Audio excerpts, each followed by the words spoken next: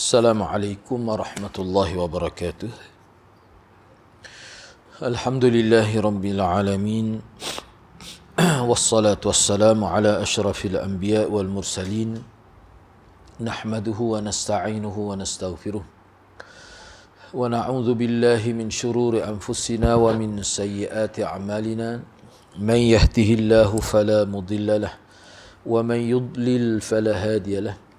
Rabbi shrah li sadri wa yassir li amri wahlul 'uqdatam min lisani yafqahu qawli. Amma ba'd.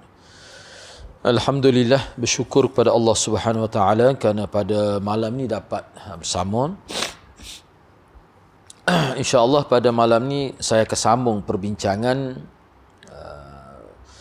kitab Badhul Majhud fi musyabahati Rafidah bil Yahud. Badhul Majhud fi itsbati musyabahati Rafidah bil Yahud, iaitu kitab yang ditulis oleh Abdullah Al-Jumaili, yang mana kitab ni fokusnya kepada ajaran Yahudi itu, di mana dikaitkan ajaran Syiah itu adalah sumbernya daripada Yahudi.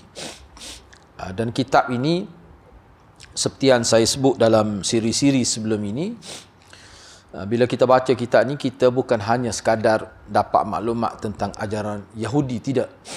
Tapi banyak maklumat-maklumat yang berkaitan untuk kebaikan kita, khususnya dari sudut pemahaman akidah dan juga pemahaman tentang ajaran-ajaran yang menyimpang daripada agama. Zahirnya nampak seperti agama.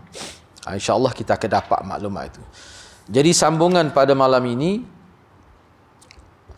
perbincangan pada malam ini berkait dengan peringkat kedua, serangan Yahudi terhadap umat Islam di marhalah yang kedua, peringkat yang kedua, iaitu pertembungan antara orang Yahudi dengan orang Islam secara kekerasan itu. Yang dimaksudkan secara kekerasan itu maknanya berlaku pertembungan dari sudut pertempuran. Nabi guna kuasa politik untuk melawan Yahudi. Sebab apa? Sebab mereka pun mengguna kaedah yang lebih agresif sampai ke peringkat nak membunuh Rasulullah sallallahu alaihi wasallam. Jadi perkara pertama di bawah marhalah yang kedua adalah Nabi menghalau Yahudi Bani Qainuqa. Itu telah kita bincang. Yang kedua, Nabi telah menghalau Bani Nadir, yakni Yahudi Bani Nadir. Dan yang ketiga, berlaku ghazwah Bani Quraizah, berlaku peperangan dengan Yahudi Bani Quraizah itu. Yang mana peperangan ini sebenarnya hakikat tak berlaku pun, sebab Nabi kepung mereka, akhir sekali mereka menyerah kalah. Dan perkara ini pun telah kita bincang dalam sesi sebelum ini. Jadi perkara terakhir di bawah marhalah yang kedua itu adalah Fathu Khaybar, sambungan pada malam ini, iaitu peperangan Khaybar yang berlaku selepas daripada beberapa kabilah Yahudi itu dihalau daripada bumi Madinah itu. Jadi Khaybar ini secara ringkaslah, sebab maklumat ni sebenarnya dalam internet tu banyak disebut, cuma Khaybar ni satu kawasan yang subur, yang mana tanah Khaybar ni terkenal sebagai kawasan tanah yang subur untuk pertanian.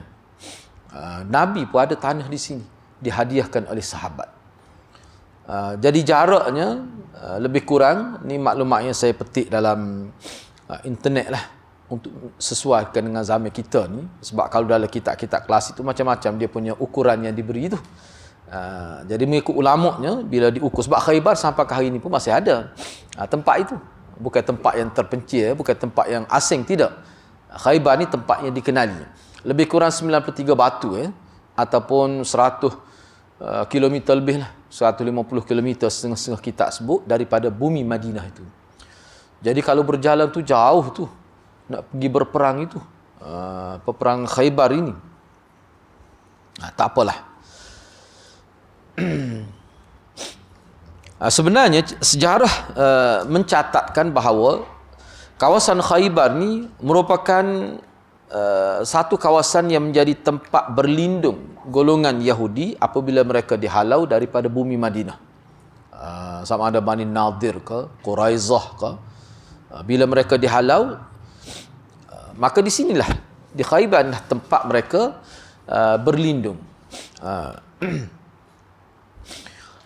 Jadi ini memberi erti bahawa Yahudi di Khaybar itu ialah boleh kita kata hampir kesemuanya Yahudi yang mempunyai perasaan dendam terhadap Islam. Sebab apa? Sebab di Khaybar itu sendiri tempat tapak Yahudi. Lebih-lebih lagi kalangan mereka yang dihalau dari kawasan berdekatan dengan Madinah itu ataupun setengah-setengah yang berada dalam Madinah itu dihalau oleh Nabi, mereka pun berkumpul di sini.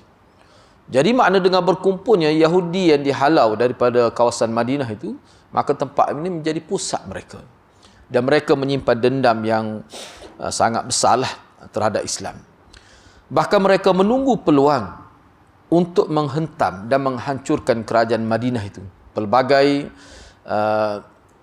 usaha yang dilakukan oleh mereka, mereka bina kekuatan dengan mencari rakan sekutu, ataupun mencari orang-orang yang bersefahaman dengan mereka. Misalnya antara yang disebut di sini, kalau dalam kitab lain banyak lagi disebut kabilah-kabilah kecil itu. Misalnya antara kabilah besar yang bergabung dengan mereka adalah pokok Ghatafan. Kabilah Ghatafan. Semua itu dilakukan dengan maksud untuk Ghazwil Madinah, untuk menyerang Madinah. Baik. Padahal kalau kita kira Nabi ni terbaik dari segi pengurusan, jaga kemaslahatan rakyat. Tapi begitulah. Musuh Islam ni dia bukan serang agama Islam ni, bukan kerana umat Islam ni jahat, tidak. Ni kerana apa? Kerana hasutan agamawan mereka. Mereka nak menegakkan agama mereka. Sebab mereka tidak iktiraf Islam ni sebagai agama daripada Allah. Padahalnya Tuhan yang sama. Sebab itulah kalau kita tengok dalam Quran, pendedahan secara ringkas diperjelaskan dalam hadis. Bila Nabi berhadapan dengan pupuk Yahudi, Nabi sebut perkara itu. Tuhan yang turunkan wahyu kepada aku, Tuhan yang sama turunkan wahyu kepada Nabi kamu Musa itu. Banyak Nabi sebut titik pertemuan, titik persamaan, butiran-butiran yang telah ada dalam kitab mereka. Walaupun kitab mereka telah diubah sekian banyak, tapi masih ada lagi yang asal. Dan perkara itu Nabi sebut semasa berhujah dengan golongan Yahudi. Sebab itulah mereka tak mampu nak berhadapan dengan Nabi dari sudut hujah. Baik. Jadi Nabi SAW ni banyak dalam kitab banyak. Saya pun sempat rujuk beberapa kitab. Kita nak tahu juga lah kenapa Nabi tidak bertindak cepat. Bahkan Nabi lebih banyak memberi peluang kepada Yahudi. Sehingga tahun ke-7 tu baru Nabi istilah akhrijul yahud min jaziratil Arab. Keluarkanlah Yahudi daripada kepulauan Arab ini. Baik. Sebenarnya Nabi SAW mengambil sikap tidak bertindak daripada peringkat awal, walaupun Nabi sudah nampak dah kejahatan mereka tu. Sebab apa? Sebab Nabi nak bagi peluang untuk mereka berfikir. Mudah-mudahan dengan hidup di bawah kerajaan Madinah tu berubah hati mereka. Melihat kepada banyak persamaan ajaran risalah yang dibawa oleh Nabi dengan yang dibawa oleh Nabi Musa, Nabi Isa. Sebab Yahudi ni asalnya Bani Israel lah.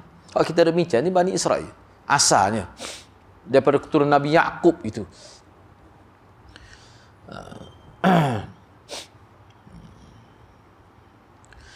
Bahkan dicatatkan juga dalam sejarah, ni kita pergi secara ringkas.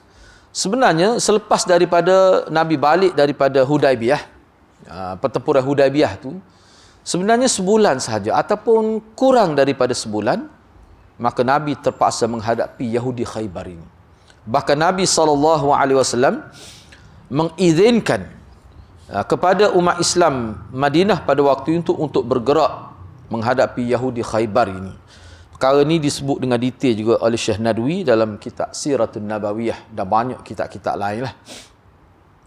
Bahkan dengan saya tu ada kitab khusus. Tidaklah terlalu tebal, 126 muka surat saja. Khiyanatul Yahudi. Pengkhianatan Yahudi terhadap kerajaan Madinah tu. Dia bincang khusus lah. 162 muka surat sahaja. Anda tak pastilah ada terjemah ke tidak dalam bahasa Melayu Indonesia. Kalau dalam bahasa Melayu Indonesia sudah pasti tak ada lah. Baik. Nabi SAW turun ke Khaybar ataupun pergi ke Khaybar pada waktu malam. Sebab Nabi terlibat. Bukan Nabi arah para sahabat saya, tidak. Tapi Nabi juga terlibat. Jadi Nabi sampai di persada Khaybar itu, di kawasan dekat dengan Khaybar itu, ataupun di luar kota Khaybar itu pada waktu malam. Dan Nabi bermalam di kawasan itu, sehinggalah sampai waktu subuh, barulah Nabi menghadapi pokok Yahudi Khaybar. Baik. Jadi salah seorang pembesar Khaybar, ataupun kita kata ketua lah di kalangan Yahudi Khaybar tu, ketika mereka keluar daripada kota Khaybar itu, mereka melihat, falamma ra'au Rasulullah sallallahu alaihi wasallam qalu Muhammad wal Khamis. Bila salah seorang daripada pemimpin atau pembesar Yahudi Khaybar keluar daripada kawasan Khaybar tu, dia melihat Rasulullah. Dia kenal Rasulullah ni. Dia melihat Rasulullah. Dan mereka pun kata, golongan elit lah, golongan pembesar Yahudi ni kata, Muhammad wal Khamis. Muhammad wal Khamis, Muhammad wal Khamis ma'ah. Muhammad dan 5 ketumbukan tentera bersamanya. Dia Khamis ni di sini ada buat, kalau dalam kitab ni dia ada buat. Khamis ni asal mana? Kalau kita kat hari Khamis lah. Nah, Khamis ni asal mana 5. Jadi orang Arab dulu kalau mengikut ni, di sini dia bawa salah seorang tokoh, Fairuz Abadi. Ini tokoh bahasa Arab. Dia kata, kenapakah ketumbukan tentera dinamakan Khamis? Kerana zaman Nabi dulu, setiap tentera ni dia ada 5 pasukan. Di sini dia sebut, pertama sekali pasukan Muqaddimah. Muqaddimah ni barisan hadapan. Semasa berperang tu, dia ada satu kumpulan ketumbukan tentera di bahagian hadapan. Dia panggil Muqaddimah. Yang kedua, dia disebut sebagai Al-Qalb, tentera yang berada di tengah. Nabi lah biasa berada di situ. Nabi mengeluarkan arahan. Satu lagi, dia panggil Al-Maimanah, sayap kanan. Tentera sayap kanan. Wal Maisarah, tentera sayap kiri. Dan tentera ketumbukan yang kelima, As-Saq, disebut sebagai Saqah, yang berada di bahagian belakang. Jadi makna kalau kita tengok tentera tu 5 ketumbukan. Ketumbukan pertama di tengah, di hadapan, kanan, kiri dan juga bahagian belakang. Jadi 5 itu dalam bahasa tenteranya panggil Al-Khamis. Maknanya tentera ni lengkap 5 ketumbukan. Bila dia tengok tu, terus dia kata Muhammad dan tenteranya yang lengkap. Sebab tu dia sebut 5. Fa'adbaru haraba. Lalu mereka lari. Lari ni lari ke belakang dengan masuk ke kawasan benteng mereka Khaybar itu. Itu maksudnya. Maka Rasulullah SAW bila melihat keadaan itu, maka Rasulullah pun bertakbir, Allahu Akbar, kharabat Khaybar, Allahu Akbar, musnah Khaybar hari ini. Inna idza nazalna bisahati qaum fasa'a sabahal munzirin. Sesungguhnya kami apabila kami telah berada di kawasan, di halaman suatu kaum, maka pagi itu adalah pagi yang sangat buruk kepada orang-orang yang diberikan peringatan. Kita sudah bagi peringatan beberapa kali. Nabi sudah berunding. Kalau kita tengok dalam riwayat sebelum nak sampai ke tahap ini, Nabi sendiri pernah pergi berunding dengan pokok Yahudi. Maknanya peringatan, amaran sudah sampai ke tahap kira-kiranya Nabi habis usaha nak supaya pokok Yahudi ni sedar bahawa kita ni sebenarnya asal daripada agama yang sama. Tetapi mereka tetap berdegil. Sebab tu Nabi sebut begitu. Semua ni ada riwayat. Ada riwayat, cuma Anda tidak sebut di sini. Baik. Selepas daripada itu, Rasulullah SAW telah membuka satu persatu pintu benteng mereka. Sebab benteng Khaybar ni besar. Ya. Dalam kitab Syiah sebut, pintu dia saja 40 orang. Nak tolak pintu dia tu. Anda tak percaya sebab Syiah yang sebut ni. Dia kata 40 orang nak tolak, nak buka pintu tu, betapa besarnya pintu itu. Dan pintu itu bila disebut pintu sampai 40 orang, dia punya tolak tu baru bergerak, itu isyarat pada benteng tu besar. Benteng itu kukuh. Tapi Sayyidina Ali hebat, dia guna sebelah tangan kiri saja. Dalam kitab Syiah. Itu kitab Syiah lah. Baik. Jadi Nabi telah berjaya membuka satu persatu pintu benteng itu. Dan Nabi telah merampas harta benda mereka. Sehingga apabila mereka telah yakin, yakni Yahudi Khaybar telah yakin bahawa mereka akan mati pada hari ini. Mereka pasti akan kalah. Maka mereka mohon kepada Nabi SAW untuk supaya mereka tidak dibunuh. Dan mereka sanggup meninggalkan Khaybar. Tu. Sanggup meninggalkan Khaybar. Akhir sekali Nabi, fafa'ala, Nabi benarkan. Jadi Nabi ambil semualah harta-harta dia sebagai harta ghanimah itu. Itu cerita dia. Baik. Ini penting. Ini satu kenyataan penting di sini. Selepas daripada Yahudi Khaybar ni melarikan diri. Jadi melarikan diri dia pergi ke luar Jaziratul Arab, ke merata tempat. Para ulama sirah mengatakan bahawa inilah titik akhir Yahudi Khaybar. Dengan mereka kalah dalam peperangan Khaybar ini, maka berakhirlah nufuz Yahud. Iaitu percubaan Yahudi untuk menguasai kepulauan Arab berakhir. Tu.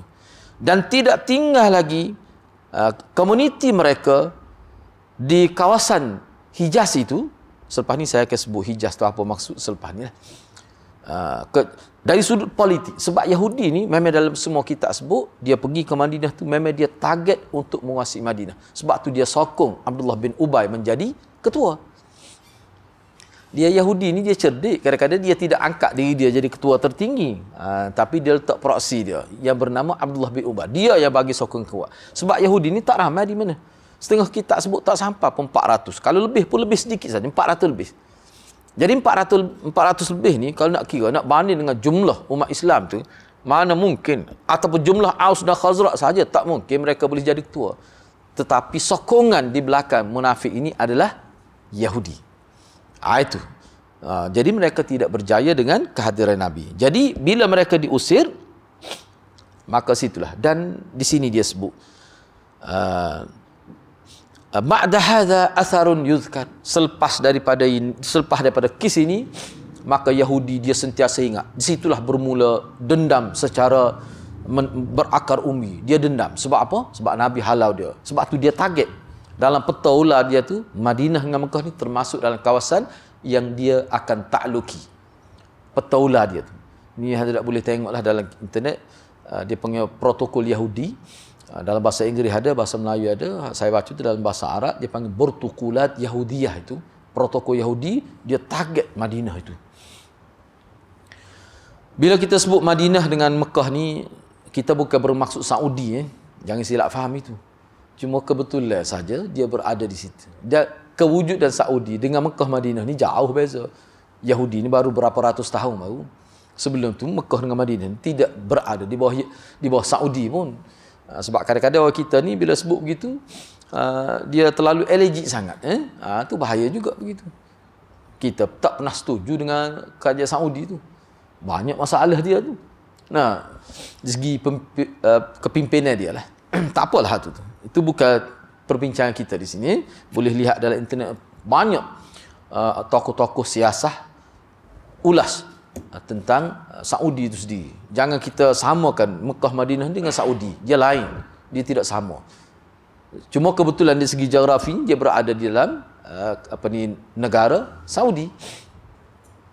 Ya Allah jamin bukan Saudi, ya Nabi jamin Islam itu kekal seperti seadanya adalah di kawasan dua tanah haram itu, bukan di Saudi. Jangan silap fahamlah. Baik, sekarang ini habislah untuk marhalah yang kedua, kita masuk marhalah yang ketiga. Marhalah yang ketiga ni satu marhalah perubahan, mana era penentangan Yahudi dalam bentuk yang lain. Kalau dalam marhalah yang kedua yang kita telah bincang sebelum ini, percubaan Yahudi untuk lawan Nabi, menghancurkan kerajaan Madinah melalui peperangan, melalui senjata, terbukti tak berjaya. Akhir sekali semua mereka, ana guna istilah saja, sebut istilah ni Yahudi harbi. Yahudi harbi makna kafir harbi, sebab ada Yahudi yang baik. Yahudi yang baik tidak dihalau. Jangan kita tengok semua Yahudi asalkan Yahudi, sebab Nabi bukan rasis. Yang dihalau itu adalah harbi minal Yahud. Hak Yahudi zimmi itu, sebab dia ulama tak guna istilah itu. Ana sebut kita ada seorang, mungkin dia ni ustaz ni, Oh, dia kata itu istilah baru, tak pernah nak anak kata baru, tapi tak perlu dipopularkan. Cuma anak sebut. Jadi biasanya kafir harbi lah. Dan Yahudi ni yang dihalau ni kita kena ingat. Yang Nabi berhadapan yang menjadi masalah pada siasah Madinah pada waktu itu adalah Yahudi yang merupakan kafir harbi. Jadi Yahudi yang zimmi, Yahudi yang muahid, yang ada hubungan perjanjian dengan Nabi dan mereka amanah dalam menjaga sulh itu, perjanjian damai itu tidak diusik oleh Nabi SAW. Seperti mana mereka patuh pada kerajaan Madinah, Nabi jaga kemaslahatan mereka. Mereka bayar cukai. Bahkan kalau kita tengok dalam peperangan Khandaq, ada Yahudi yang baik ini bergabung dengan tentera Islam mempertahankan Madinah. Kita boleh lihat. Sebab tu jangan kita ni terlalu ikut perasaan. Mana kafir ni semuanya jahat. Tidak. Silap tu. Jangan begitulah. Jadi marhalah yang kedua ni merupakan satu bentuk serangan Yahudi terhadap Islam bukan dalam bentuk kekerasan. Ni kita sebut sebagai ghazwul fikri lah. Kalau bahasa sekarang dia panggil serangan pemikiran. Dia serang kita tapi bukan melalui kekerasan, bukan melalui senjata, tetapi melalui psikologi. Banyaklah kita akan tengok selepas ni. Dan sebenarnya yang dilakukan selepas daripada mereka dihalau ni, sebenarnya usaha itulah juga, perancangan itulah juga yang mereka kekalkan sampai hari ini, cuma dia ubahnya di segi luaran sahaja. Kalau kita bacalah, tapi saya kitab ni tidak diterjemah, tidak banyak sangat manfaat. Sebenarnya banyak artikel lain, kadang-kadang setengah artikel lain, yang artikel baru ni lebih baik lagi sebab dia lebih bersifat muasir semasa. Tak apalah, saya sendiri pun satu fail khusus kita cuba dapatkan maklumat melalui kitab-kitab lah berkenaan dengan Yahudi ni. Jadi kita tengok betul lah dalam Quran, walan tarda ankal yahud walan nasara hatta tattabi'a millatahum, itu memang betul, terbukti. Allah sudah sekali-kali Yahudi dan Nasara tidak akan redha kepada kamu walaupun nampak baik. Berhati-hati sebab mereka ada dendam yang tersimpan lama dulu. Ni selepas Khaybar, dalam kitab ni sebut bermula daripada situlah dia tanam semangat benci kepada orang Arab, kepada anak-anak kecil dia lagi. Mana anak-anak Yahudi membesar dalam keadaan menyimpan dendam, kebencian pada orang Islam. Tu khususnya orang Arab. Sebab itulah kalau kita tengok Syiah ni, banyak hadis-hadis dia bila Nabi Isa, bila Al-Mahdi, dalam kitab dia panggil Al-Qaim.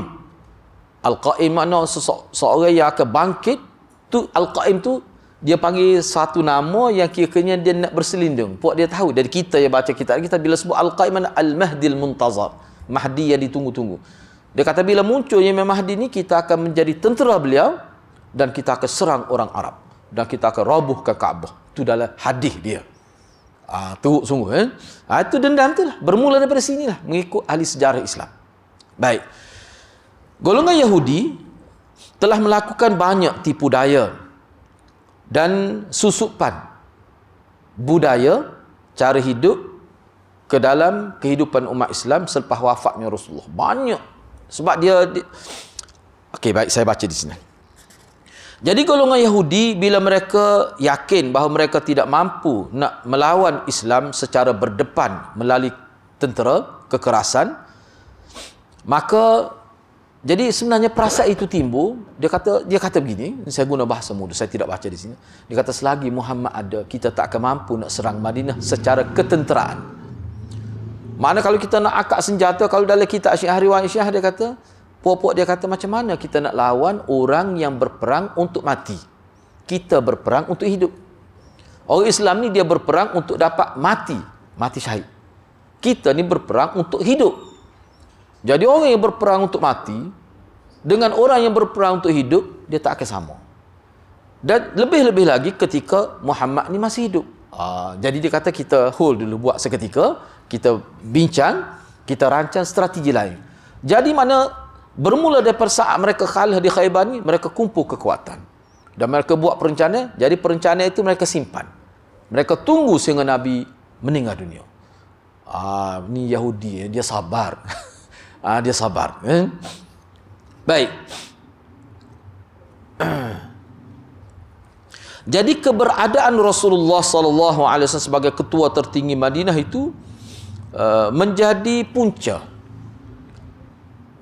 punca mereka meletakkan senjata. Mana untuk menyerang Madinah sebagai pusat Islam pada waktu itu, mereka batalkan niat itu dengan alasan sebab Muhammad masih ada. Sebabnya begini, di sini tidak disebut dalam hadis ni. Ada satu hadis disebut Nabi pernah buang air liur atau kohok, sahabat lumur di tubuh dia. Mengikut ulama itu dalam peperangan, bukan berada di Madinah dalam peperangan. Tujuan buat begitu supaya musuh tengok. Jadi bila musuh tengok, itu juga termasuk serangan di segi psikologi. Dalam kitab Syiah pun ada sebuah hadis tu. Dia kata dengan buat begitu, orang-orang kafir bila dia lihat tengok, dia kata Muhammad bila dia ludah, air ludahan dia tu, mana sahabat-sahabat dia yang terdiri pada tentera tu sanggup ambil lumur di tubuh sebagai nak mengambil berkat. Dia kata kalau beginilah sifat tentera Muhammad, dia tidak akan lari meninggalkan ketua dia. Dari segi psikologi, itu sebenarnya. Sebab tu ulama kita tak kata sunnah melumurkan air liur tuan guru ke tubuh kita ni. Kalau ada yang itu bermasalah. Banyak orang putus tu saya rasa kalau ada yang itu gitu. Sebab jangan, saya baca banyak juga kitab ni. Memang ada yang buat begitu. Dan saya tengok dalam video. Ada yang buat begitu. Air liur wali ni dia tu saya kata Kelantan kata bodoh pakai kata belakang. Tu bahasa Kelantan. Kalau luar tu payah nak faham lah. Sebab tu kalau kita tengok mana sejarah kita kena tahu tu. Sebab tu tak ada ulama kata sunnah tu. Hal tu sebenarnya berkait dengan apa? Jadi perkara-perkara begitu, fenomena ini dilihat oleh orang kafir. Baik. Jadi mereka mula berfikir untuk merosakkan umat Islam melalui cara yang bersifat ghazwul fikri, serangan pemikiran, dengan cara mereka masuk hidup menyamar sebagai orang Islam, masuk hidup di tengah-tengah umat Islam. Itu. Dia kata Muhammad ni bila dia ada, dia sebut, makna dia faham tu kedudukan. Bila Muhammad ni ada, maka wahyu akan turun.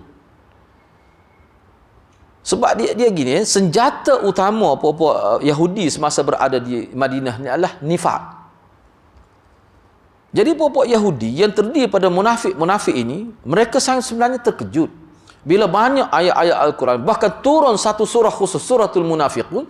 Jadi wahyu yang diturunkan oleh Allah mendedahkan penipuan mereka, memberi peringatan kepada umat Islam dan menyindir kita dengan begitu teruk. Dia kata mana mungkin kita boleh lawan wahyu. Dia tahu wahyu tu. Jadi maknanya dia akan tunggu, sebab dia yakin bila Nabi wafat, wahyu tak akan turun lagi. Makna kalau kita tipu pun tak ada dah sumber orang Islam boleh tahu penipuan kita. Kalau dulu tak apalah sebab wahyu turun. Bila kita nak buat sesuatu, turun wahyu, beritahu pada Nabi. Nabi pun sampai pada sahabat dia. Sebab tu Muhammad ni selamat semua dia tu. Selamat semua tu dah.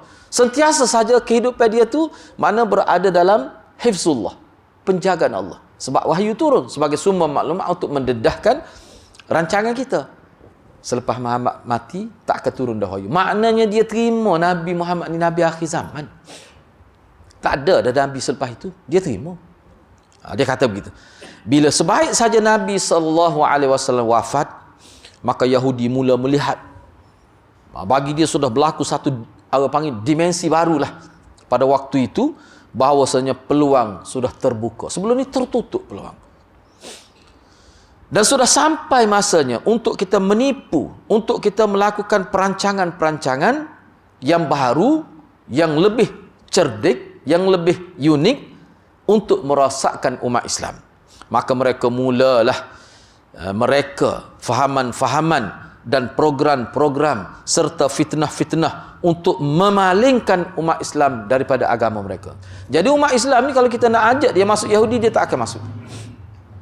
Jaga bagaimana kita nak supaya dia tidak lagi berpegang kepada agama Islam. Hidup dia tu, dia orang Islam, tapi hidup dia tu tidak seperti hidup yang dituntut oleh agama dia. Ni hadrat poin yang paling utama di sini. Tak sekarang ni pun memang begitu. Sepah ni ada dia sebut maklumat tu. Jadi tugas utamanya bagaimana kita lisarfil muslimin an dinihim, untuk kita memalingkan umat Islam. Nampak pakai jubah pun hidup tidak seperti orang Islam. Itu yang perlu kita fikir. Sebab bila mereka tidak ikut lagi ajaran Nabi mereka, walaupun mereka kekal atas nama Islam, mereka akan lemah. Itulah kelemahan mereka. Jadi sekarang ni sebab apa mereka kuat? Sebab mereka berpegang kepada sunnah Rasul mereka, sunnah Nabi mereka. Jadi kalau kita buat, sebab tu saya dalam pemerhatian bila kita baca, maknanya dia tahu di mana kunci kekuatan umat Islam tu. Kita ubah kehidupan dia supaya tidak ikut sunnah. Tu kunci untuk kita berjaya. Sebab kita tengok sambut tahun baru ni, tu perancangan dia lah tu. Bodoh sungguh Islam kita. Minta maaf lah sebut tu. Tidak bodoh, cuma tidak cerdik. Kalau kita sebut, kalau kita cerita, dia marah. Semua tak kena. Semua Yahudi. Semua perancangan kafir. Itulah masalah umat Islam ni. Sebab tu saya kata tidak cerdik. Dia tidak bodoh, cuma tidak cerdik. Dia tidak tahu tu. Sambutan tu. Katanya beberapa hari di jalan El-Minan sampai jam jalan. Beberapa hari sambut. Saya pergi kuliah dekat Maghrib ke, kita tengok Islam kita. Mana orang Islam kita sudah ikut dia punya muamarah dia tu. Dia punya program-program dia tu yang sambutnya kita. Kalau hari jadi sambutkan birthday ni nak.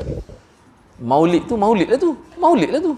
Sambut maulid anak ni semacam seolah dianggap oleh umat sebagai satu ajaran asal daripada agama kita. Dia kata buai lilin. Tak ada lah Parsi tu. Tak ada lah Majusi kita buai lilin.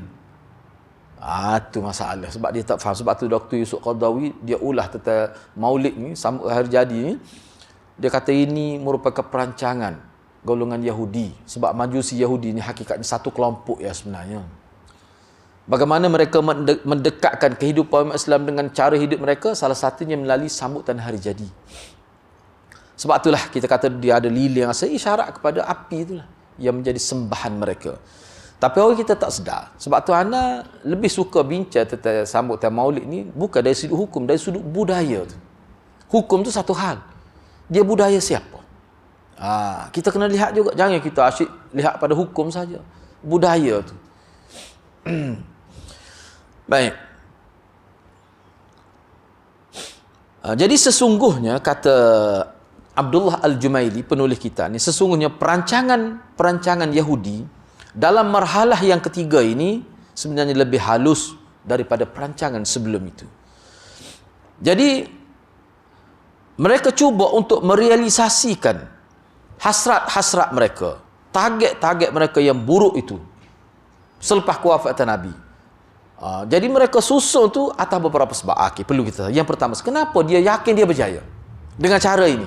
Pertama, di sini ana buat berdasar pada maklumat lain, mereka lebih berkeyakinan akan berjaya dalam perancangan kali ini kerana beberapa faktor. Yang pertama, Rasulullah sudah meninggal dunia. Hak tu yang paling besar. Rasulullah tidak ada. Tapi kita kena, orang Islam kita kan, dia ada panduan dia. Ingat bila Nabi wafat, sahabat pun pada peringkat awal agak panik juga. Sayyidina Umar, siapa dia kata Nabi wafat, aku akan pancung leher dia. Peringkat awal. Tapi bila Sayyidina Bakar mari, Sayyidina baca wa ma Muhammadun illa rasulun qad khalat min qablihi ar-rusul afa imma ta'u qutilan qalabtum ala aqab fayanqalib.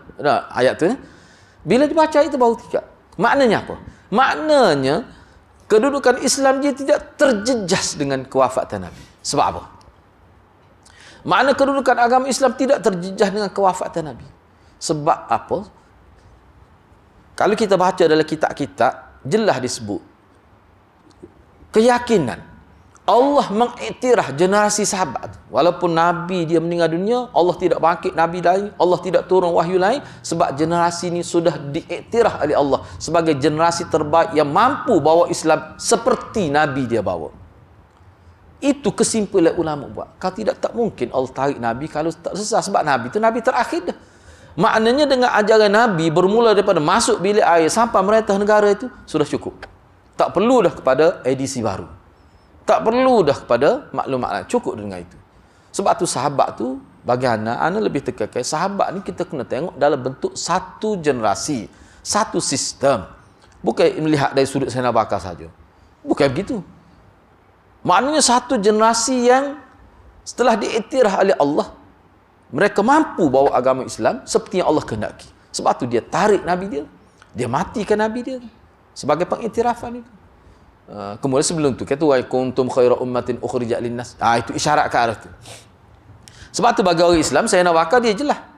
Tidak akan terjejah. Syarat kita kena ikut betul lah ajaran Nabi. Contoh kita sekarang lah. Umat Islam kita sekarang ni anak nak sebut biarlah. Setengah orang marah kalau kita sebut ni. Kenapa kita tengok dalam kehidupan umat Islam ni dia berlaku mazhab. Sebagai nak menyatakan Islam ni bersifat rahmatan lil alamin, global. Islam ni maha tahu, Allah maha tahu. Di tempat ni masyarakatnya begini, cara makannya banyak budaya tak sesuai. Jadi Islam tu dia ada orang panggil murunah. Murunah tu apa dia kalau bahasa Kelantan dia panggil beri. Keanjalan dia tu. Bahasa keanjalan, murunah tu syariat. Syariat Islam ni dia tidak jumuk, dia tidak kata ketat sehingga tak terbuka. Tak. Mana dia bersifat murunah, ada keanjalan dia. Sebab tu dia duduk di tepi pantai apa sesuai, di tengah benua apa sesuai, orang yang berada di kawasan hutan semua sesuai. Itu dipanggil mazhab. Tetapi mereka disatukan di bawah satu akidah. Itu tak boleh berubah. Tak boleh berubah yang itu. Itu sifat Islam. Sebab tu kalau kita tengok sahabat Nabi pun khilaf dah. Sahabat Nabi kalau kita baca dalam bab fiqh khilaf sudah berlaku. Misalnya sentuh kemaluan, minta maaf saya ambil contoh ni. Misal sentuh kemaluan. Kita bila sebut sentuh kemaluan tentu batal dah. Tidak begitu. Sayyidina Ali kata tak. Beberapa orang sahabat tak. Apa sebab batal? Kenapa batal sentuh kemaluan? Kemaluan kita sama ada faras ke, zakar laki ke, kulit itu dia bukan najis pun. Kenapa sentuh batal? Cuba sebut. Apa alasan dia? Tiba-tiba kalau sentuh air kencing itu tak batal. Mana lebih najis air kencing dengan kulit zakar? Dia tanya kita. Nak jawab macam mana kita? Walaupun saya tidak suruh pegang pendapat itu, dia menanya khilaf. Kenapa berlaku khilaf tu? Sebagai persedia awal bahawa Islam ni akan berkembang ke seluruh dunia. Tu. Jadi pendapat tu, kawasan-kawasan tidak ada air di kawasan gurun, sangat sesuai pendapat itu. Ini kalau kita ambil pendapatnya, sikit-sikit batas, sikit-sikit bakar. Duduk di kawasan gurun, kawasan sahara, kawasan tak ada air, kan susah tu. Tempat kita tak apa lah. Syafi'i kita di Malaysia ni bukan sekadar cukup air, bahkan banjir dah. Banyaknya air. Banjir. Bertingkat-tingkat tenggelam. Tu. Jadi bolehlah kita nak ketat pun, sebab tu kita kena tahulah. Jadi kalau kita perhatikan itu, mana Islam ni daripada awal lagi. Pembentukan di Madinah lagi syariat tu, kira-kiranya dia sudah ada murunah, keanjalan dia tu.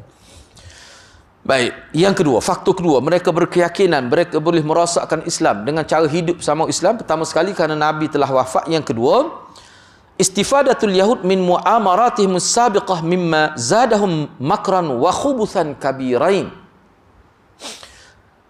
Yahudi dia buat semakan itu. Mana dia buat apa kita kata postmortem lah terhadap kegagalan dia dalam beberapa siri percubaan dia untuk menakluki Madinah, nak menjatuhkan Nabi, nak bunuh Nabi, semuanya gagal. Semua tu dia buat postmortem. Bila dia buat postmortem, daripada kegagalan itulah banyak dia belajar dan dia ubah. Kita tidak boleh buat cara lama. Kita orang Islam ni, kita tidak boleh lawan secara berdepan, kita kena lawan dia dengan cara merosakkan cara hidup dia. Itu dia fikir. Baik. Jadi perbincangan tentang perencanaan Yahudi dengan maksud untuk melawan Islam dalam zaman ini, sebenarnya kalau kita nak bincang, dia bukan satu musim. Dia sebut. Mana Yahudi ni target dia untuk merosak Islam bukan satu musim, bukan kata di zaman Nabi saja, tidak. Bahkan perancangan itu mereka jadikan sebagai warisan kepada generasi mereka. Mereka bentuk sebagai satu pendidikan, kena benci kepada Islam. Jadi seolah-olah kebencian mereka ini diwarisi daripada zaman Nabi. Sampai hari ini. Maknanya atas nama agama tu mereka bentuk masyarakat dia tu supaya benci kepada Islam, umat Islam, khususnya orang Arab. Dia disebut di situ. Sebab tu dia kata kalau kita nak bincanglah tentang muamarat, perencanaan Yahudi untuk merosakkan Islam ni, tak cukup 1-2 jilid.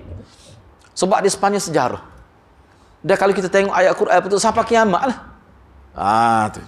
Jadi maknanya kita kena ambil langkah berhati-hati. Sebab itulah Syah Waliullah Ad-Dihlawi kata umat Islam dia kena kenal Yahudi tu. Kalau dia gagal kenal Yahudi, bahaya dalam kehidupan umat Islam ni. Kenal Yahudi di mana apa dia cara hidup dia, budaya dia. Semua kita kena tahu. Kalau tidak bahaya kita. Cumanya Syekh Abdullah Al-Jumaili kata, walaupun saya tidak sebut semuanya, kena pakai kaedah la yudraku kulluh, la yutraku kulluh, kena pakai kaedah. Tak boleh sebut semua, jangan tinggal semuanya. Sekurang-kurangnya kita boleh ambil dari sudut bagaimana Syiah ni dia telah melahirkan satu kelompok.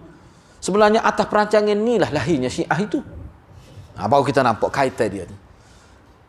Yahudi ni nama dia telah rosak pada pandangan umat Islam. Jadi bagaimana dia nak merosakkan Islam, nak masuk dalam kehidupan Islam, tapi dia tak mahu guna rupa dia, watak dia. Kalau bahasa lain, dia telah menelurkan satu watak lain. Telur dia tu menetah jadi Syiah. Keluar Syiah. Syiah tu dalam rupa lain. Rupa macam mana? Selepas ni kita. Tu kita nak bincang ni. Siapa ulama pun keliru. Ana dulu pakai serban hitam. Gambar Khomeini dalam poket. Berapa tahun tu? Sebab bapa usrah kita tu, itulah. Nah. Sebab bapa usrah kita tu, dia rupanya dia bapa daripada sana. Cuma dia hidup di sini. Sekarang ni pegang jawatan. Na'udzubillah min zalik. Popok di sebelah Fatani dah runsing dah. Sebab dia tak jangka ni dia punya kepala ni, Syiah ni boleh pergi jawatan. Tak tahulah, macam tengoklah. Baik. Maka pada pandangan saya, kata Abdullah Al-Jumaili, dia kata, oleh kerana saya tidak boleh sebut semuanya, jadi saya hanya ambil dalam skop yang lebih kecil. Saya akan bicarakan dalam kitab ini tipu daya Yahudi untuk merosakkan kehidupan umat Islam. Kita nak bincang khusus dalam marhalah yang ketiga. Kita tidak nak bincang marhalah pertama, marhalah kedua. Kita nak bincang marhalah ni. Dalam kitab ni perbincangan hanya ditumpuk pada marhalah yang ketiga. Iaitu bagaimana tipu daya Yahudi untuk merosakkan umat Islam ni dari sudut ghazwul fikri, serangan pemikiran. Mana dia menyamar sebagai Islam, dia hidup sebagai Islam, dia bina karakter sebagai orang Islam yang hebat, dia pun ada ahli falsafah, dia pun tulis kitab. Dia Syiah ni, kitab tafsir dia sebanyak mana? Kitab hadis dia ada ilmu usul hadis dia sendiri. Dia ada kitab jarh wa ta'dil dia sendiri. Bahkan dia ada Quran dia sendiri. Seolah-olah dia nak kata kepada kita, tak rugi kamu. Kalau kamu tolak Islam versi sahabat ni, versi Muhammad ni, dia tidak kata Muhammad ni, versi sahabat ni, kamu dapat Islam versi yang lebih baik, iaitu versi Ahlul Bait, keluarga Rasulullah. Sebab tu, minta maaf lah saya sebut. Kita kena ingatlah, sebab Ahlul Bait ni sudah tercemar. Dicemarkan oleh Syiah. Dia mari pula dalam bentuk habaib tu. Jamak kepada Habib. Habibun, Habibani, Habaib, tu jamak dia. Dia mari dalam bentuk tu. Lepas tu kena belajar sejarah tu, orang kita ni sungguh hadirat. Kalau dia tengok serba panjat, janggut siapa celah kengkeng tu, mata berbuka beberapa minit sekali, dia jadi terpinga-pinga. Tu dia ingat syaitan tak boleh berupa. Syaitan tak boleh berupa dalam rupa Nabi je. Tak lain boleh. Kena tahu ya itu. Sebab tak tengok begitu. Awak sebutlah awak keturunan Nabi yang keberapa pun. Tapi saya tidak lihat di situ. Saya tengok cara hidup awak macam mana. Sama ketika dengan sunnah. Hadis-hadis yang kami belajar. Kita lihat di situ. Sebab tu kita tak peduli pun dia datang. Memang betul sungguh. Dia mari ke Malaysia ni bawa satu selawat yang tak ada pun dalam itu. Rupanya ada dalam dada-dada golongan keluarga Rasulullah yang diterima oleh Rasulullah, tersimpan dalam dada. Tidak pernah dibukukan oleh ulama hadis. Maknanya ulama hadis tak tahu. Kalau kita terima itu sistem itu, rosak habis sistem hadis. Baik.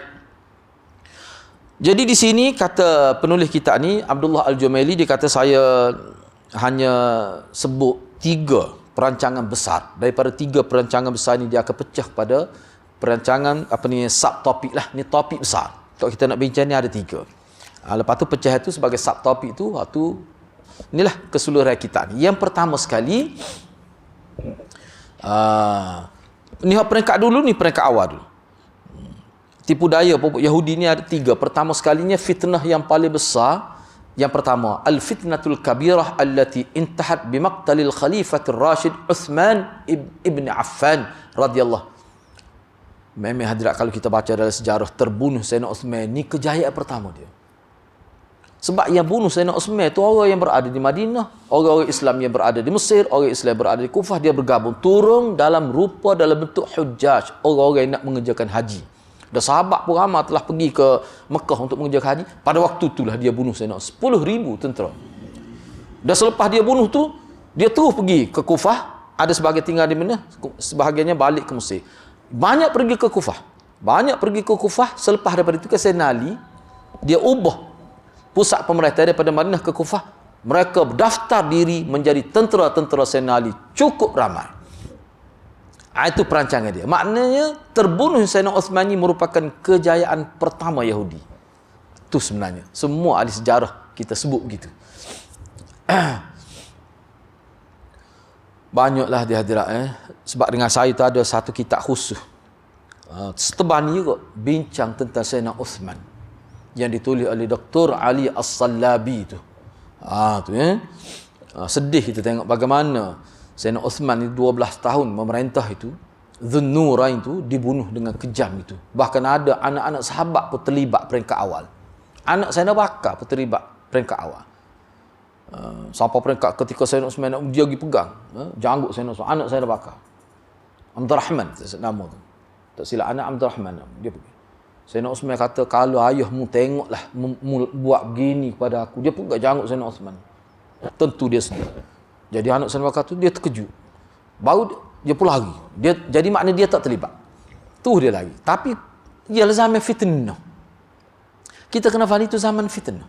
Allah nak uji umat Islam. Dan banyak pengajaran yang kita boleh petik daripada apa yang berlaku di awal generasi sahabat tu. Yang keduanya, fitnah Maimun Al-Qaddah dan terbentuknya firqah batiniyah. Batiniyah ni hadirat kena belajar. Apa dia batini? Sebab buku-buku banyak. Sebab inilah dia bawa ajaran-ajaran yang zahir nampak seperti Islam tetapi tidak daripada ajaran Nabi. Hak tu paling bahaya. Umat Islam boleh tertipu. Siapa Maimun Al-Qaddah ni kita akan bincang dalam bab dia akan datang. Ni fitnah, mana dia hantar tokoh-tokoh dia lah. Pokok strategis dia tu masuk ke dalam umat Islam. Dan mereka bentuk firqah batiniyah. Yang ketiga, runtuhnya khilafah Uthmaniyah. Kerajaan Uthmaniyah. Uthmaniyah ni terakhir tu lah. Tu. Di atas tangan Yahudi dan Al-Masun. Dan selepas itu umat Islam tidak ada lagi sistem khalifah. Berpecah umat Islam. Orang Arab untuk tanah Arab untuk orang Arab, tanah Turki untuk orang Turki. Rasak hati-hati. Ada istilah mana ni orang Arab, ni orang tidak Arab. Itu bahaya tu. Itu bahaya. Baik. Kata penulis ni, Abdullah Al-Jumaili kata saya pilih perencanaan Yahudi ni ada beberapa sebab lah kenapa saya nak bincang ni saja. 3 perkara ni. Kemudian ada subtopik 3 perkara. Pertama sekali, kita nak mengambil iktibar daripada terbunuh Sayyidina Uthman. Kita nak bincang perkara itu. Yang kedua, fitnah Maimun Al-Qaddah dan terbentuknya firqah batiniyah. Itu yang kedua.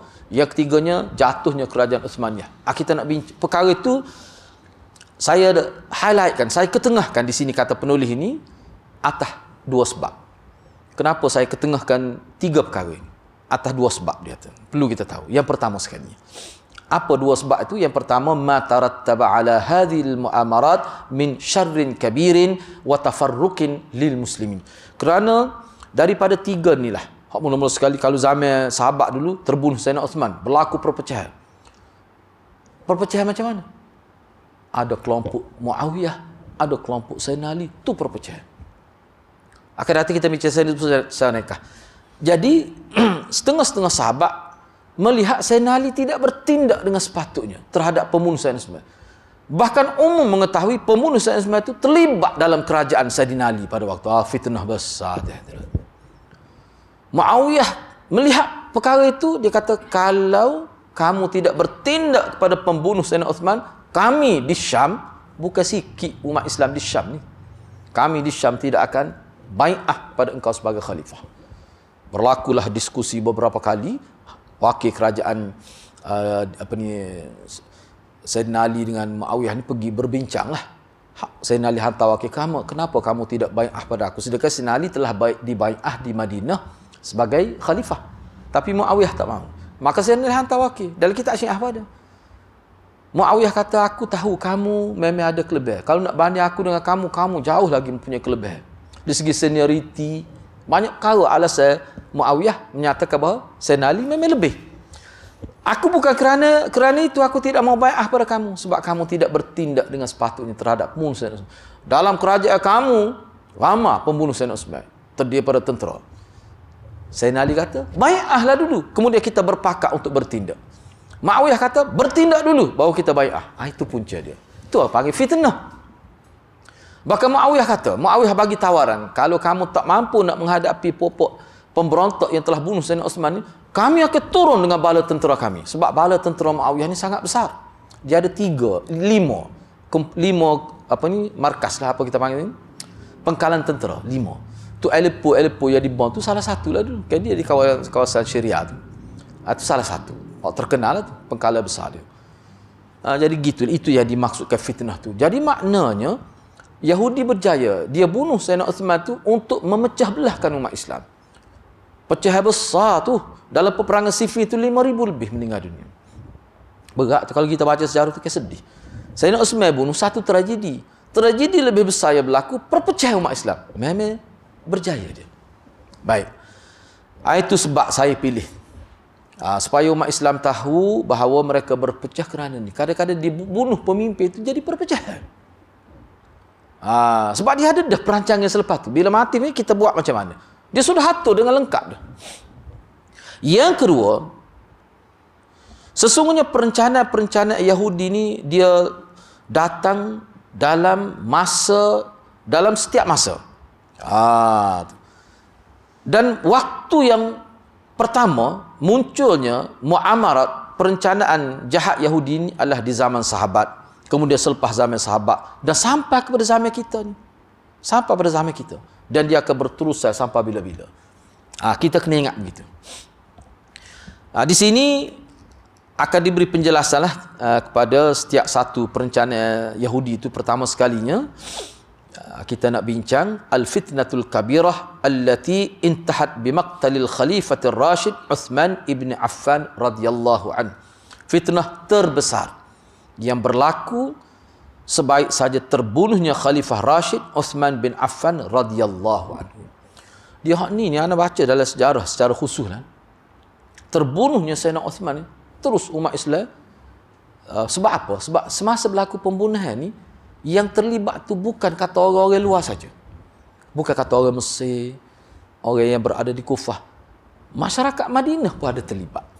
Terdiri daripada anak-anak sahabat, tabi'in. Tapi sahabat-sahabat besar tak ada seorang pun. Jadi sahabat yang masih ada pada waktu itu di mana tak mampu nak talak fitnah ni. Selepas ni kita tengok terkejutlah. Teruk zaman ni fitnah. Saya nak dia kalau sekarang, kalau zaman kita ni kan, orang panggil dulu dia surat palsu itu. Surat palsu atas nama Aisyah. Aisyah hantar surat sampai Sayyidina Ali ni, Sayyidina Hasan, Sayyidina Husain. Ana ambil Sayyidina Husain untuk mudah faham.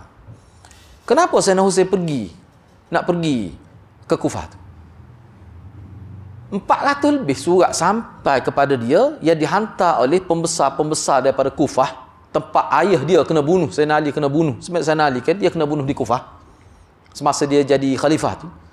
400 lebih surat sampai pada Sayyidina Husain supaya dia datang ke Kufah untuk ditabalkan menjadi khalifah pengganti ayah dia. 400 lebih surat. Surat tu surat palsu. Sayyidina Husain terpengaruh. Sebab tu dia pergi tu, 26 orang dia pergi dengan anak kecil, dengan adik dia, dengan sepupu, dengan mak saudara dia, sekeluarga. Ni pergi ni tidak ada senjata pun sampai di Karbala. Di situlah pokok Syiah Kufah bunuh dia. Kalaulah tentera Yazid tak sampai lebih awal, mati semuanya. Tapi nasib baik tentera Yazid sampai awal.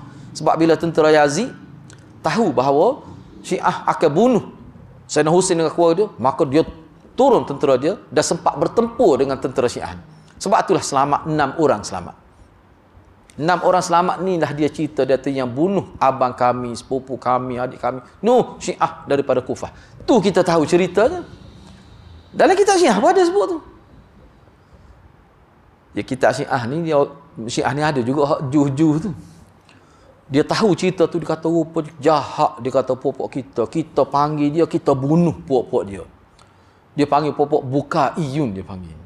Bukaiyun orang yang menangis di tepi sungai Dajlah kerana memperingati terbunuh Sayyidina Husain. Popok kita yang bunuh, tu ada lagi kitab Syiah. Popok Syiah jangan nak menipu. Kita baca kitab dia. Nah, mana sebut? Dia panggil popok Bukaiyun, popok yang menangis. Sebenarnya bukan Yazid yang bunuh. Kalau keluarga, kalau tentera Yazid lambat sampailah, mati semuanya. Sebab ni bukan tentera ni, 26 orang ni. Bukan tentera. Cuba bayangkan. Dengan ketumbukan tentera nak lawan beberapa orang yang terdia pada kanak-kanak. Kalau tentera Yazid sampai lewat, mati semuanya. Tu kita baca sejarah. Dan riwayat ni ada. Dan ni maklumat bukan maklumat cerita biasa, riwayat. Dalam bentuk riwayat. Ni semua fitnah. Aisyah sampai surat sebanyak mana? Kononnya daripada Aisyah sampai pada setiap gubernur di pelosok negeri. Aisyah sebut kejahatan Sayyidina Uthman. Begini. Seolah-olah Aisyah ni dia tidak berpihak pada Sayyidina Uthman. Bahkan surat pada Sayyidina Ali sampai kepada penduduk Madinah. Sayyidina Ali kata, wallahi ma katabtu hadir.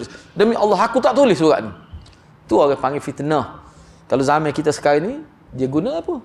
WhatsApp, TikTok. Kita kata apa dia lagi? Medsos ni lah. Sebab almarhum Tok Guru Mufti Besar Kelantan dia pernah mati dalam 1 bulan 3 kali. Dia punya peranan media ni. Jadi anak duduk di Selangor telefon. Betul ke Tok Guru ni kan? Ada saat ni baru bagi kuliah.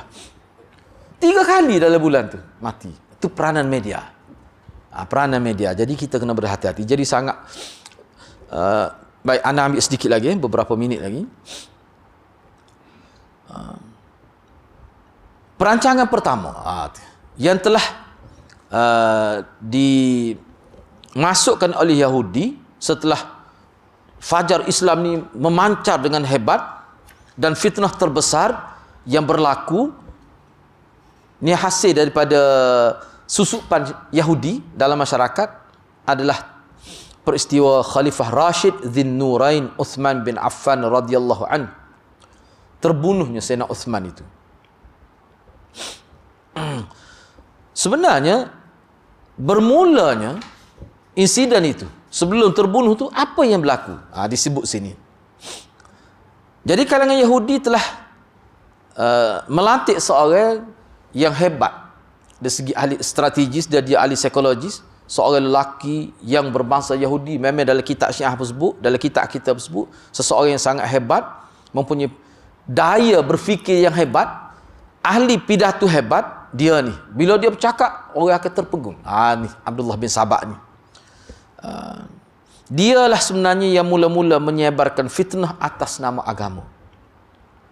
Nama dia Abdullah bin Sabah.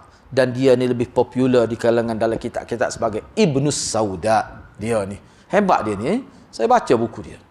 Ada satu risalah kecil tu, sekitar berapa, tak sampai 100 muka surat. Tajuk pun Ibnus Sauda. La khayal. Ibnu Saidah, bukan watak khayalan. Sebab Syiah di Kelantan ni, khususnya lah, masa saya berharap di Syiah di Kelantan, di Malaysia lah, secara amnya, dalam konteks Malaysia kita ni, dia menafikan wujudnya Abdullah bin Sabah itu. Sebab Syiah ni dia cuba juga supaya kita tidak kaitkan dia dengan Yahudi. Itu percubaan dia. Baik. Begitulah. Jadi kisah tentang lelaki ini dan bagaimana tipu daya yang dia lakukan dalam masyarakat Islam sangat masyhur dan disebutkan oleh sekumpulan besar daripada tokoh-tokoh sejarah Islam seperti Tabari, Ibnu Asir, Ibnu Kathir, Ibnu Khaldun dan ramai lagi lain. Kalau sekarang ni ada sebuah kitab, ada seorang nama Dr. Malullah nama dia. Malullah ni harta Allah. Nama dia Malullah, harta Allah. Ni hebat benar. Guru saya kata, kalau di India, di Pakistan ada apa ni yang kena bunuh tu? Ihsan Ilahi Zahir. Kalau di Tanah Harak ada Dr. Malullah. Dia tulis ensiklopedia Syiah 5 jilid tu lengkap. Dah banyak kitab-kitab lain dalam bentuk soal jawab. Sebab kalau ulama di India Pakistan ni dia serang Syiah dengan mengemukakan 1000 persoalan. Syiah kena jawab 1000 soalan. Jawab. Satu kitab. Maknanya sebagai senjata kepada umat Islam, jangan kamu biarkan Syiah tanya kamu juga kena tanya dia. Tu ada di terjemah tu. Kalau nak boleh saya bagi. Maulana Asri terjemah tu, kitab tu. 1000 soalan. Tu Jadi sebenarnya soalan-soalan itu banyak jawapan dia terdapat dari kita ni. Itulah kita berhenti setakat tu dulu. Sebab di sini untuk perbincangan akan datanya mulakhas ma dzakarahu haula'il mu'arrikhun an Sabah. Ni ringkasan. Cuma saya nak sebut lah, minta maaf lah. Yalah, kita pun baru muqaddimah nak masuk. Saya pun tak tahu nak buat macam mana. Sebab sayanya setakat bulan 2 saja tinggal di Selangor. Bulan 3 ni saya pindah ke Kelantan atas sebab-sebab yang tidak dapat dielakkan lah. Jadi kira-kiranya beberapa kali lagi mungkin kita ni kena cari sahabat, mana-mana sahabat yang boleh sambung lah perbincangan itu. Kecuali kalau nak dalam bentuk kita kata online tu mungkin boleh lah. Dari saya pun tak ada perancangan lagi nak buat secara online tu, boleh bincang lah. Ataupun cari mana-mana ustaz, sebab dia lebih terbuka begini, secara berhadapan begini. Sebab Anas dia pun sebenarnya tak minat sangat tengok dinding gitu ya. Anas tok guru tu tak terlena anak murid tu masalahnya. Tu jadi, tapi nak buat macam mana? Sebab kita pun tak dapat elak lah perkara tu. Saya minta maaf lah. Jadi saya juga kita ni tengoklah macam mana. Mungkin kita boleh fikir satu pendekatan lain. Jadi walau bagaimanapun untuk sesi akan datang kita akan bincang secara ringkas. Dia ambil maklumat daripada beberapa tokoh sirah Islam, sejarah Islam, kemudian dia ringkaskan. Sebab tu dia sebut sebagai mulakhas, perbincangan tentang Ibnu Sabah secara ringkas. Kita kena tahu. Sebabnya 10 ajaran Syiah asas yang dikatakan dururi minad din, perkara yang dururi dalam ajaran Syiah, semuanya dimulai oleh Ibnu Sabah. Kita kena tahu itu. Itu kita bincang akan datang. Jadi anak setakat itu dulu. InsyaAllah kita akan sambung dalam sesi akan datang. Mudah-mudahan Allah berkati kita semua. Aku lu qawli hadza wa astaghfirullahal azim li wa lakum. Wassalamualaikum warahmatullahi wabarakatuh.